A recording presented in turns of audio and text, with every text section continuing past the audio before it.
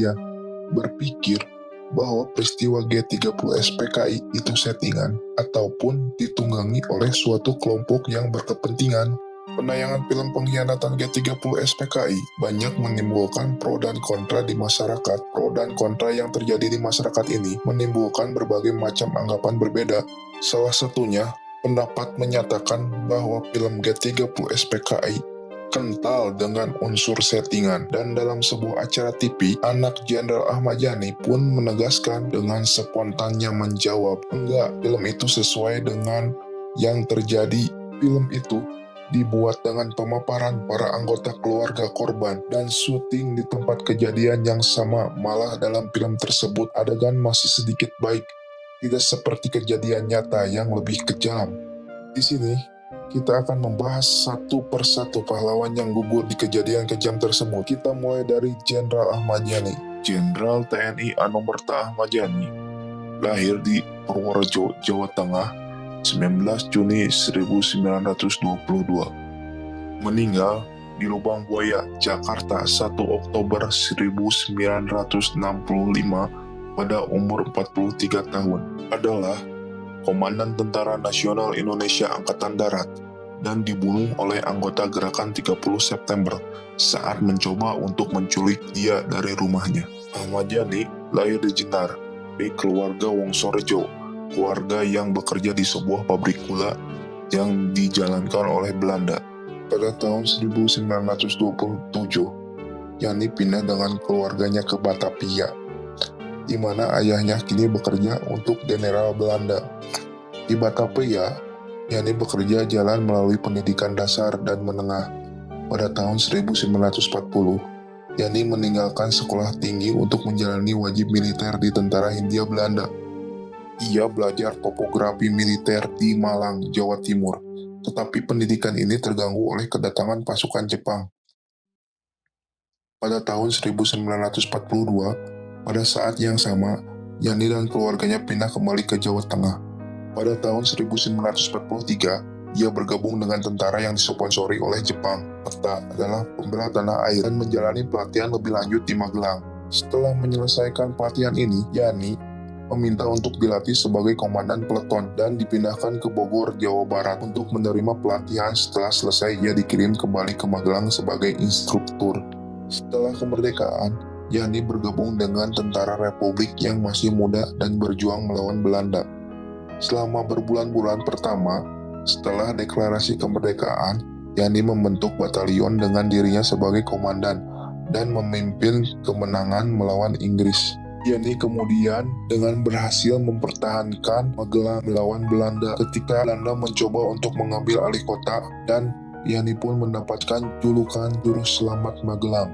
Sorot lain yang menonjol karir Yani selama periode ini adalah serangkaian serangan gerilya yang diluncurkan pada awal 1949 untuk mengalihkan perhatian Belanda, sementara Letnan Kolonel Soeharto dipersiapkan untuk serangan umum 1 Maret yang diarahkan pada Yogyakarta. Setelah kemerdekaan Indonesia diakui oleh Belanda, Yani pun dipindahkan ke Tegal, Jawa Tengah.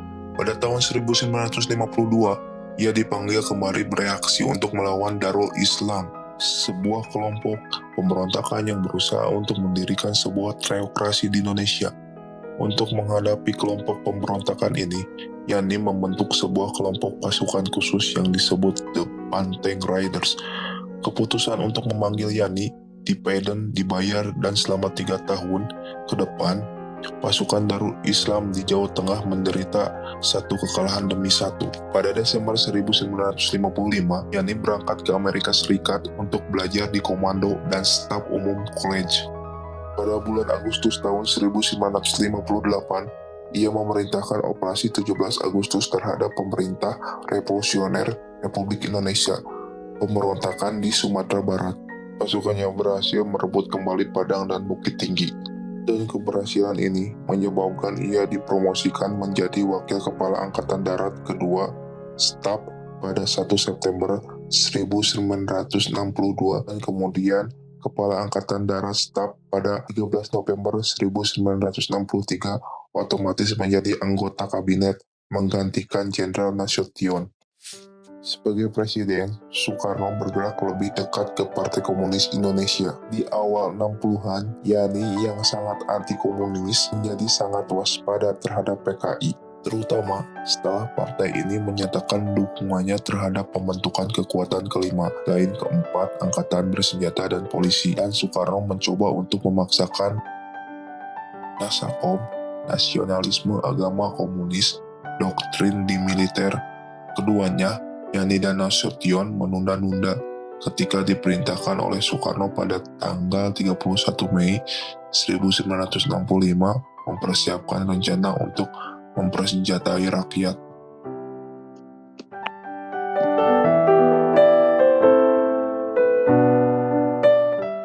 Pada dini hari, 1 Oktober 1965, Gerakan 30 September mencoba untuk menculik 7 anggota staf umum Angkatan Darat. Sebuah tim dari sekitar 200 orang mengepung rumah Yani di Jalan Lahutahari, nomor 6 di pinggiran Jakarta Menteng, Jakarta Pusat.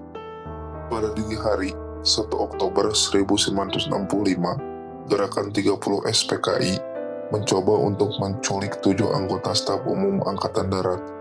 Sebuah tim dari sekitar 200 orang mengepung rumah Yani di Jalan Lahutahari nomor 6 di pinggir. Anak Jenderal Ahmad Yani yang merupakan saksi pada malam itu pun menceritakan, jadi asal mulanya itu kan saya sama Mbok Mila itu mencari ibu ya. Pada malam itu kan tirakotnya di Taman Suropati di rumah dinas. Jadi sekitar jam 4 saya bangun dan menunggu ibu di sebelah kamar. Gak lama, sekitar 15 menit, ada kegaduhan di depan. Saya pikir ini seperti apusan penggantian penjaga. Gak lama saya lihat ternyata baret merah, semua yakni Cakrabirawa, ungkap Edi Yani. Tetapi si Cakrabirawa tetap memaksa dan terjadilah dialog, namun Bapak beralasan mandi dulu. Setelah Bapak berbalik, ada salah satu Cakrabirawa yang menangis jengkel mendengar kata yang kurang sopan dari salah satu Cakrabirawa tersebut, kemudian memukulnya. Karena jengkel, kemudian pukul sama Bapak. Ketika prajurit tersebut jatuh, kemudian menutup pintu dan langsung ditembak dari belakang. Jadi Bapak jalan 2 langkah langsung ditembak dari belakang. Bapak terjatuh dan berlumuran darah. Kemudian ditarik kakinya diseret keluar ke belakang dan saya keluar, tetapi ada Cakrabirawa yang bilang dengan menunjukkan senjata bahwa siapa yang keluar akan ditembak. Tubuh Jenderal Ahmad Yani dibawa ke lubang buaya di pinggiran Jakarta dan bersama-sama dengan orang-orang dari jenderal yang dibunuh lainnya disembunyikan di sebuah sumur bekas. Tubuh Jenderal Ahmad Yani dan orang-orang korban lainnya diangkat pada tanggal 4 Oktober dan semua diberikan pemakaman kenegaraan pada hari berikutnya. Sebelum dimakamkan di Taman Makam Pahlawan Kalibata pada hari yang sama, Jenderal Ahmad Yani dan rekan-rekannya resmi dinyatakan pahlawan dari revolusi dengan keputusan presiden dan pangkatnya dinaikkan secara anumerta. Saat ini, banyak kota di Indonesia memiliki nama Yani. Selain itu, namanya diabadikan untuk Bandar Udara Internasional Ahmad Yani di Semarang, juga sebagai nama universitas di Yogyakarta, bernama Universitas Jenderal Ahmad Yani, Yogyakarta.